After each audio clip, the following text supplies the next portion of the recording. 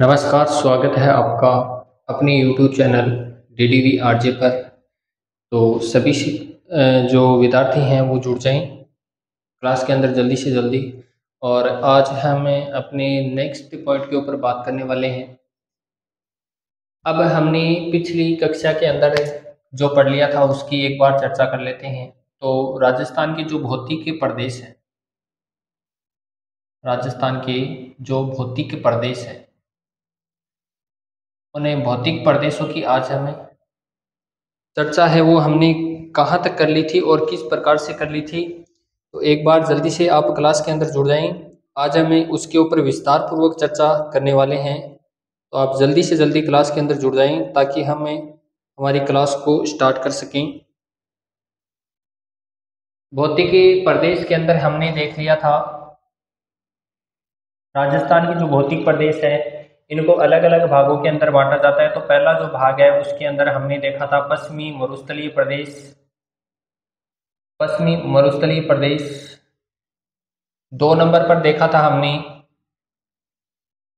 2 number पे देखा था हमने अरावली पर्वतीय प्रदेश। अरावली पर्वतीय प्रदेश। 3 नंबर पे हमने देखा था यानी राजस्थान के जो भौतिक प्रदेश है किसके अनुसार, doctor Harimohan Saxena and professor A के तिवारी के अनुसार पहला जो भाग था वो पश्चिमी मरुस्थलीय प्रदेश, दूसरा जो भाग था वो था अरावली पर्वतीय प्रदेश, तीसरा जो भाग था वो था पूर्वी मैदान। पूर्वी मैदान। और चौथा जो भाग था वो था दक्षिणी पूर्वी पठारी प्रदेश। दक्षिणी पूर्वी पठारी प्रदेश। इसके अंदर हमने जो पश्चिमी मरुस्थलीय प्रदेश है इसको भी हमने 2 भागों के अंदर बांटा। 2 भाग कौन कौन से, शुष्क और अर्ध शुष्क। शुष्क और अर्ध शुष्क। इसके अंदर भी हमने अलग अलग भागों के अंदर इसको बांटा। ठीक है, एक तो टीले युक्त और दूसरा है टीले रहित। टीले रहित। टीले युक्त और टीले रहित। जिसके अंदर हमने देखा था टीले युक्त प्रदेशों के अंदर हमने देखा था अनुप्रस्थ बालू का स्तूप, अनुदैर्ध्य बालू का स्तूप, इसके बाद में बरखान तारांकित बालू का स्तूप, नेटवर्क बालू का स्तूप, सबरकाफीज बालू का स्तूप, बरखोनोइड्स बालू का स्तूप। इसके ऊपर हमने चर्चा कर ली थी, विस्तार पूर्वक हमने इसके ऊपर चर्चा कर ली थी। टीले रहित की हम बात करेंगे तो जैसे कि हमने बात की थी रेतीला, पथरीला और मिश्रित जो मरुस्थल है इसके ऊपर हमने चर्चा कर ली। यानी ये जो शुष्क मरुस्थल था इसके ऊपर हमने विस्तार पूर्वक चर्चा कर ली। अर्ध शुष्क जो मरुस्थल था इसमें घग्गर, घग्गर का मैदान।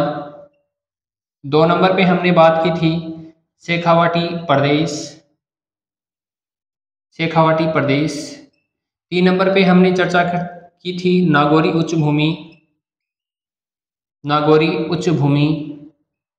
और 4 नंबर पे हमने चर्चा करी थी लूनी जवाई बेसिन। लूनी जवाई बेसिन। इन 4 भागों के ऊपर हमने विस्तार पूर्वक चर्चा कर ली थी। ठीक है, अब हम आज इस टॉपिक के ऊपर चर्चा करेंगे। आज की क्लास के अंदर हम अरावली पर्वतीय जो प्रदेश है इस अरावली पर्वतीय प्रदेश के ऊपर चर्चा करेंगे। और अरावली पर्वतीय प्रदेश को भी कितने भागों के अंदर, 3 भागों के अंदर बांटा गया है। उत्तरी अरावली,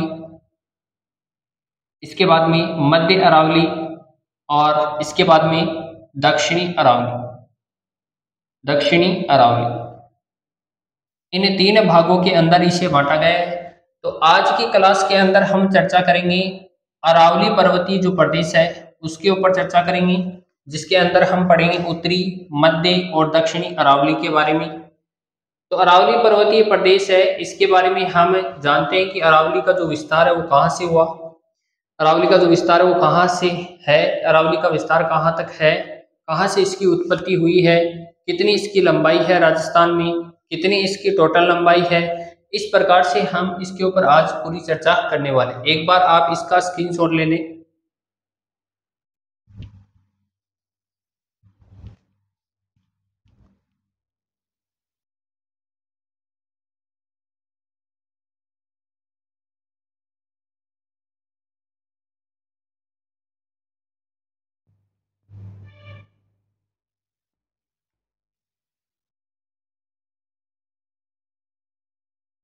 तो आपने स्क्रीनशॉट ले लिया होगा। इसके बाद हम आगे चलते हैं। देखो आगे चलेंगे हम,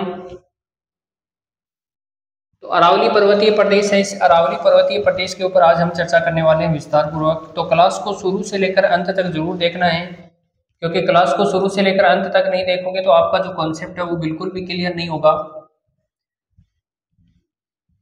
अरावली पर्वतमाला, अरावली जो पर्वत श्रृंखला है, तो इस प्रकार से हम बात करेंगे अरावली पर्वत श्रृंखला। अरावली पर्वत श्रृंखला की अगर हम चर्चा कर रहे हैं तो आपको अरावली पर्वत श्रृंखला है वो इस प्रकार से नजर आएगी। ठीक है, इस प्रकार से ये चित्र है जो कि क्या करती है, राजस्थान को बराबर दो भागों के अंदर क्या करती है, अरावली पर्वत श्रृंखला बांटती है।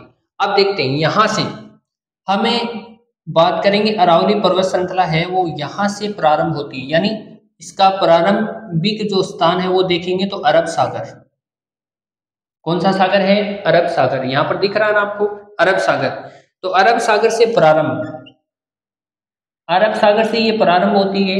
इसके बाद में हम बात करते हैं तो भारत के अंदर हम बात करेंगे, भारत के अंदर इसका जो विस्तार है तो यहां से गुजरात, मैं लिख देता हूं गुजरात, गुजरात के अंदर ये प्रवेश करती है।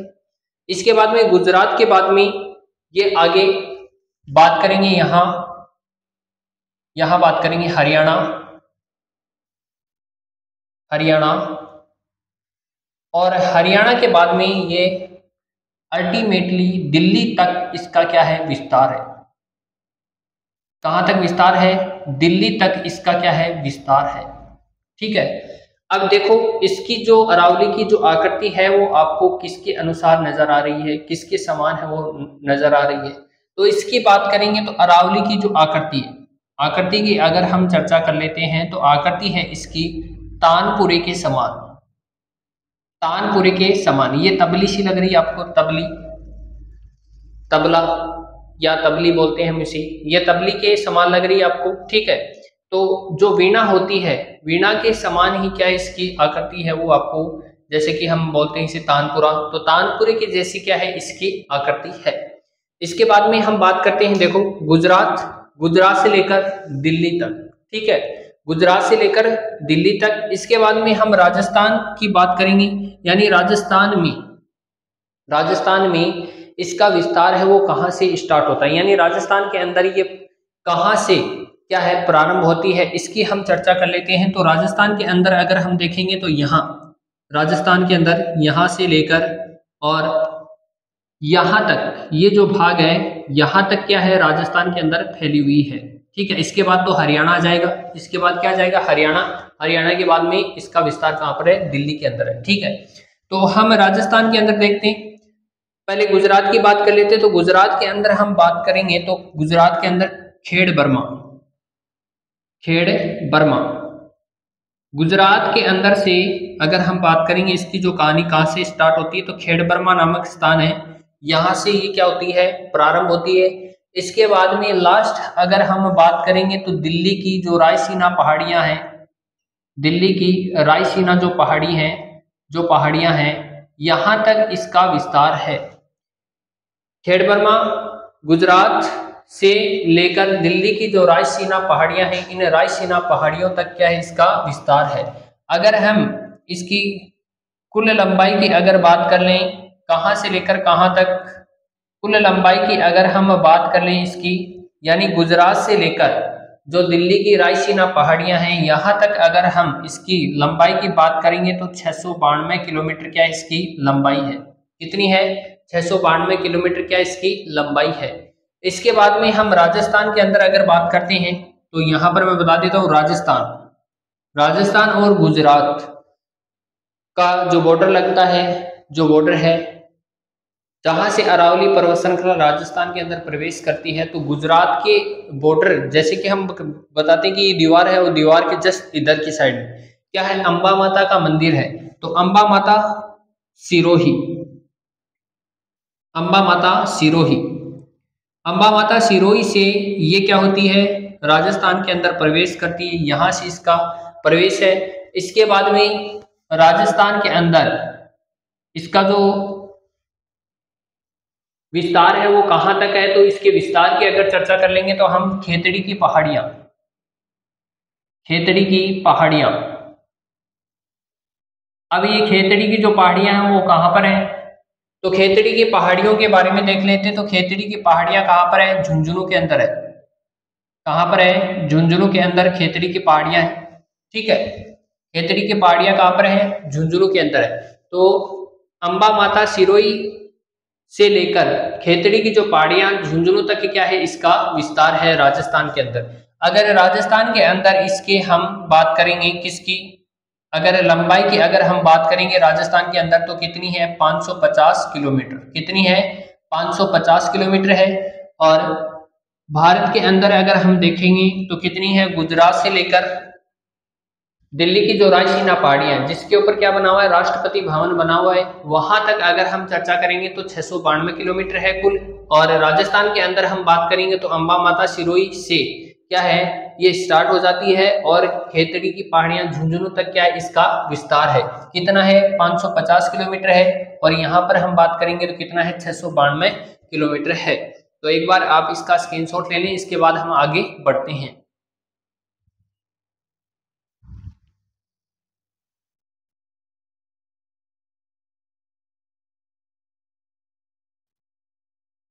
तो स्क्रीनशॉट ले लिया होगा आपने। अब देखो आगे हम चर्चा कर लेते हैं।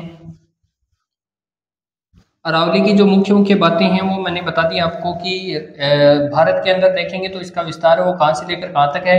अरब सागर के अंदर। अरब सागर से इसका क्या माना जाता है? अरब सागर से ये प्रारंभ है, इसका प्रारंभ अरब सागर से माना जाता है। अरब सागर से इसकी उत्पत्ति मानी जाती है, क्योंकि आज भी क्या है, अरब सागर के अंदर इसका कुछ भाग है। अब ऐसा तो है नहीं कि जैसे कि ये धरातली भाग है और धरातली भाग नहीं, यहाँ जैसे कि नीचे की बात करेंगे तो यहाँ पर पानी है और पानी के अंदर भी क्या है, छोटी मोटी जो पहाड़ियाँ हैं ये क्या है, इसकी देखी जा सकती है अरब सागर के अंदर। तो ऐसे तो है नहीं कि नीचे से नीचे वाले भाग के अंदर से लेकर ये ऊपर इस प्रकार से क्या है, इस प्रकार से इसका क्या है, विकास हुआ है। ठीक है, तो ऐसा तो है नहीं कि धरातली भाग के ऊपर क्या है, धरातली भाग के ठीक नीचे भी क्या है, जैसे कि अरब सागर की हम चर्चा करते हैं तो अरब सागर के अंदर क्या है, इसका जो अवशेष है वो क्या है, मिले हैं। तो अरब सागर से इसका क्या माना जाता है, प्रारंभ माना जाता है। यानी ये जो प्रारंभ हुई है तो ये कहाँ से हुई है, तो अरब सागर के अंदर इसके अवशेष हैं वो आपको देखने को मिलेंगे। ठीक है, अब देखो अरावली के बारे में हम और जान लेते हैं। अरावली पर्वत श्रृंखला, अरावली पर्वत श्रृंखला। ठीक है, देखो एक तो श्रृंखला होती है, एक तो क्या होती है हमारी श्रृंखला होती है, एक क्या होती है हमारी श्रेणी होती है। एक क्या होती है, श्रेणी। तो श्रृंखला और श्रेणी में क्या है, अंतर क्या है, श्रृंखला और श्रेणी में अंतर क्या है, देख लेते हैं। ये क्या है, श्रृंखला क्या होती है, श्रेणी क्या होती है। जैसे अरावली पर्वत श्रेणी, अरावली पर्वत श्रृंखला। ठीक है, तो अरावली पर्वत श्रेणी, श्रेणी का मतलब ये जान लेते हैं। श्रेणी किसे कहते हैं, श्रेणी होती है एक ही कालखंड के अंदर बनी हुई पर्वत श्रृंखलाएं। ठीक है, श्रेणी का मतलब क्या है, एक ही कालखंड, एक ही कालखंड में बनी पर्वत श्रृंखलाएं, बनी पर्वत श्रृंखलाएं, पर्वत श्रृंखलाएं, पर्वत श्रेणी। एक ही कालखंड में बनी पर्वत, एक ही काल में बने जो पर्वत हैं वो क्या हैं, इसके अंतर्गत आएंगे श्रेणी। और श्रृंखला, श्रृंखला का मतलब है भिन्न भिन्न कालों के अंदर, भिन्न भिन्न कालों के अंदर बनी पर्वत, भिन्न भिन्न कालों के अंदर बने पर्वत, बने पर्वत। ठीक है, तो श्रृंखला भी अलग होती है और श्रेणी भी क्या होती है, अलग। श्रेणी का मतलब ये है कि एक ही कालखंड के अंदर बनी जो पर्वत हैं, बने जो पर्वत हैं वो क्या है, इस श्रेणी के अंतर्गत आते हैं। श्रृंखला का मतलब होता है भिन्न भिन्न कालों के अंदर बने पर्वत इसके अंतर्गत आते हैं। तो हम देख लेते हैं हम किसकी बात कर रहे हैं, अरावली पर्वत श्रृंखला। अब देखो अरावली पर्वत श्रृंखला का जो विस्तार है, इस विस्तार के ऊपर चर्चा कर लेते हैं हम। यानी इसका जो विस्तार है वो कहां से लेकर कहां तक है। तो विस्तार के ऊपर अगर हम चर्चा करेंगे तो विस्तार इसका गुजरात से लेकर कहां तक है, दिल्ली तक है। गुजरात से लेकर कहां तक है इसका विस्तार, गुजरात से लेकर दिल्ली तक है। अब इसके बाद में हम दिशा की बात करते हैं, किसकी बात करते हैं, यानी दिशा कौन सी है इसकी। अब देखो दिशा के बारे में अगर बताते हैं तो आपको ये दिशाएं हैं, ये दिशाएं, ये उत्तर है, ये दक्षिण है, और इसकी बात करेंगे ये पश्चिम है, और ये कौन सी है, पूर्व है। अरावली पर्वत श्रृंखला इस प्रकार से है, अरावली पर्वत श्रृंखला इस प्रकार से है, और यहाँ से स्टार्ट होती है और यहाँ तक है। ठीक है, तो हम बात करेंगे तो ये दिशा कौन सी, दक्षिण पश्चिम, और ये दिशा कौन सी, उत्तर पूर्व। तो इसकी अगर हम दिशा की बात करेंगे, दिशा की अगर हम चर्चा करेंगे तो दिशा कौन सी है इसकी, दक्षिण पश्चिम, दक्षिण पश्चिम से, दक्षिण पश्चिम से उत्तर पूर्व, दक्षिण पश्चिम से उत्तर पूर्व क्या है इसकी दिशा है। तो विस्तार की हमने चर्चा कर ली, विस्तार कहाँ है इसका, विस्तार कहाँ है इसका, विस्तार है गुजरात और दिल्ली। और दिशा की अगर हम चर्चा करेंगे तो दिशा दक्षिण पश्चिम से उत्तर पूर्व।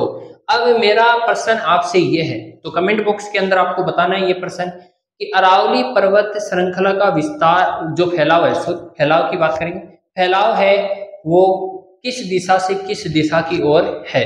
ठीक है, यानी अरावली पर्वत श्रृंखला का जो फैलाव है, अरावली पर्वत श्रृंखला, अरावली पर्वत श्रृंखला का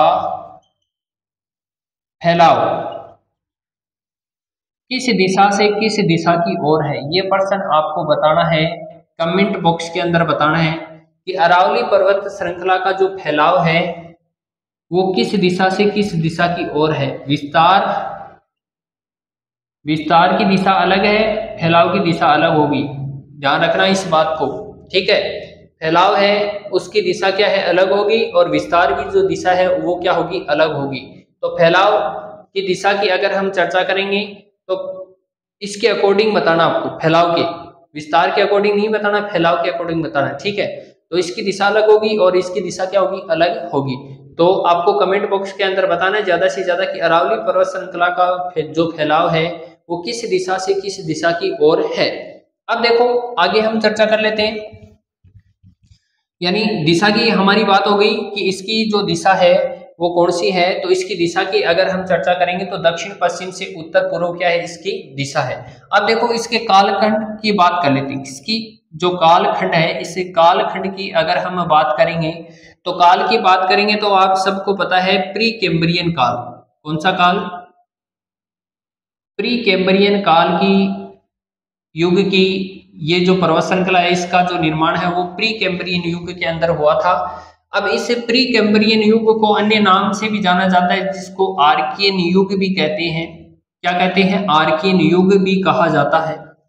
ठीक है, तो कालखंड की अगर हम चर्चा करेंगे तो प्री कैम्ब्रियन काल के अंदर क्या है इसका निर्माण हुआ था, जिसको किस नाम से जाना जाता है, आर्कियन युग के नाम से भी जाना जाता है। ठीक है, अरावली की अगर हम चर्चा कर लेते हैं, अरावली अरावली अरावली की अगर हम चर्चा करेंगे तो ये क्या है, प्राचीन भौतिक खंड है। प्राचीन क्या है, एक प्राचीन भौतिक खंड है, एक क्या है, प्राचीन भौतिक खंड है। और अगर हम अरावली के बारे में अगर और जाने तो ये क्या है, ये क्या है, अरावली पर्वत श्रृंखला है, ये प्राचीन समय में हिमालय से भी ऊंची थी। प्राचीन समय की अगर हम बात करेंगे तो हिमालय से भी क्या थी, ऊंची थी। हिमालय से क्या थी, ऊंची थी। जैसे हम हिमालय की बात करेंगे, जैसे माउंट एवरेस्ट इसके अंदर है, जिसकी ऊंचाई की अगर हम चर्चा करते हैं तो 8,848 मीटर क्या है इसकी ऊंचाई है। तो इसकी भी प्राचीन समय के अंदर और प्रारंभ के अंदर इसकी अगर ऊंचाई की बात करेंगे तो इसकी जो ऊंचाई थी वो 9,000 से लेकर 10,000 मीटर क्या है इसकी ऊंचाई हुआ करती थी। इसके बाद में अगर हम चर्चा करते हैं तो संसार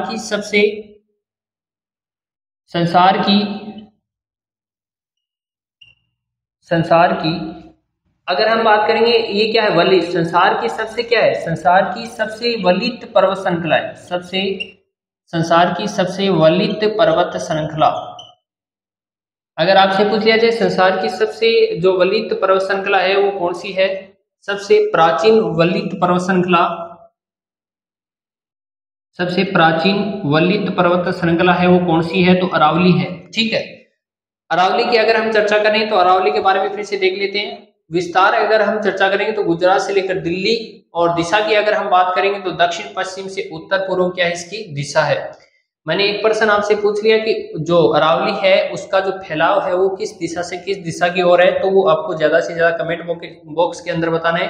कालखंड की अगर हम चर्चा करेंगे, इस कालखंड है वो इसका प्री कैम्ब्रियन युग है, जिसको आर्कियन युग के नाम से भी जाना जाता है। अरावली की और बातों के अगर बारे में हम जानते हैं तो ये क्या है, प्राचीन भौतिक खंड है।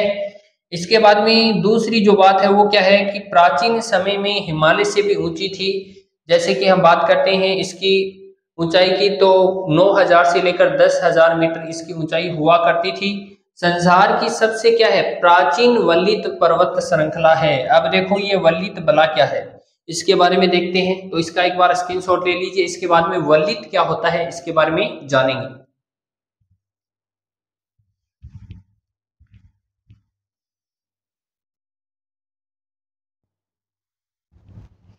स्क्रीनशॉट ले लिया होगा। अब देखो वल्लित क्या होता है।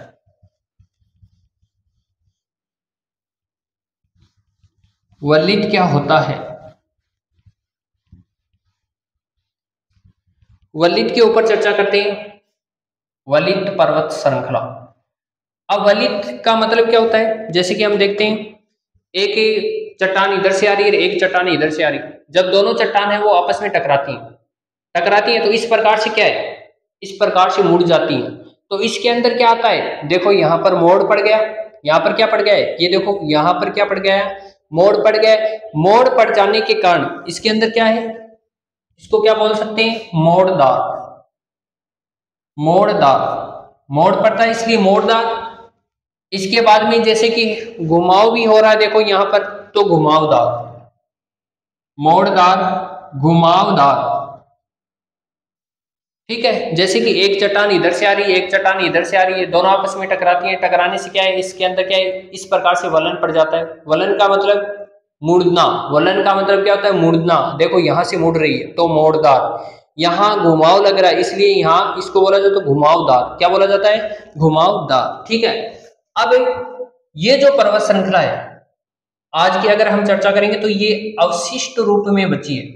किस रूप में बची है, अवशिष्ट रूप में क्या है, ये बची है। अवशिष्ट का मतलब क्या होता है, बचा हुआ जो भाग है, मतलब कुछ भाग है वो इसकी क्या है, बचे। अवशिष्ट का मतलब बचा खचा जो भाग होता है वो क्या है, अवशिष्ट के रूप में जाना जाता है। मतलब कोई भी हमें वस्तु को काम में लेते हैं और उसका छोटा सा टुकड़ा भाग बच जाता है तो उसको बोलते हैं अवशिष्ट। क्या बोलते हैं, अवशिष्ट बोलते हैं। जैसे कि हम किसी लकड़ी को काम में ले रहे हैं, किसको ले रहे हैं, किसी लकड़ी को काम में ले रहे हैं और उसका एक टुकड़ा हमारे पास बच गया। जैसे कि हम बात करते हैं ये जो टुकड़ा है, लकड़ी का जो टुकड़ा है, ये टुकड़ा बच गया है, इसको बोला जाता है अवशिष्ट। इसको क्या बोला जाता है, अवशिष्ट बोला जाता है। बाकी की लकड़ी को काम में ले लिया गया है, जबकि ये टुकड़ा है ये क्या है, बच गया है, इसको बोला जाता है अवशिष्ट।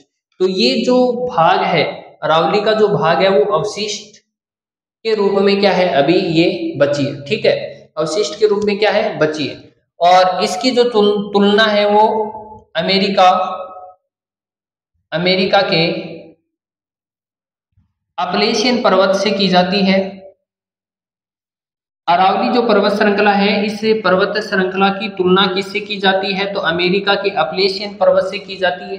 अब अमेरिका के अपलेशियन पर्वत से इस पर्वत श्रृंखला की जो तुलना है वो क्यों की जाती है, क्योंकि अपलेशियन पर्वत है वो भी क्या है, अवशिष्ट रूप में है। अमेरिका का जो अपलेशियन पर्वत है वो भी क्या है, अवशिष्ट रूप में है। अमेरिका के अपलेशियन पर्वत से इसकी क्या की जाती है, तुलना की जाती है। इसलिए इसको एशिया का अपलेशियन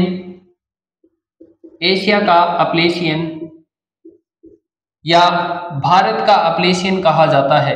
भारत का अपलेशियन कहा जाता है। ये बात नोट कर लेना, ये बात नोट कर लेना, बहुत ही महत्वपूर्ण है। अवशिष्ट रूप में क्या है, अमेरिका का अपलेशियन पर्वत है, इसलिए अमेरिका के अपलेशियन पर्वत से इसकी तुलना की जाती है। इसलिए इसको एशिया का अपलेशियन या भारत का अपलेशियन कहा जाता है। इसका स्क्रीनशॉट ले लें, इसके बाद आगे बात करते हैं। तो स्क्रीनशॉट ले लिया होगा। इससे जो आगे की चर्चा है वो हम अगले वीडियो के अंदर करेंगे। आपको वीडियो कैसा लगा ये जरूर बताना। और मैंने आपको एक प्रश्न पूछा है उसका उत्तर आपको कमेंट बॉक्स के अंदर देना है कि अरावली का जो फैलाव है वो किस दिशा से किस दिशा की ओर है। विस्तार की दिशा अलग है और फैलाव की दिशा क्या है, अलग है। तो क्लास को शुरू से लेकर अंत तक जरूर देखना है। और अगर चैनल को सब्सक्राइब नहीं किया तो चैनल को सब्सक्राइब करें, बेल आइकन को प्रेस करें ताकि आगे आने वाला वीडियो आप तक पहुंच सके। और क्लास को शुरू से लेकर अंत तक तो जरूर देखना है क्योंकि कॉन्सेप्ट के साथ में सारी बातें हमने यहाँ पर की हैं। अपने दोस्तों के साथ में इस वीडियो को शेयर करें। धन्यवाद।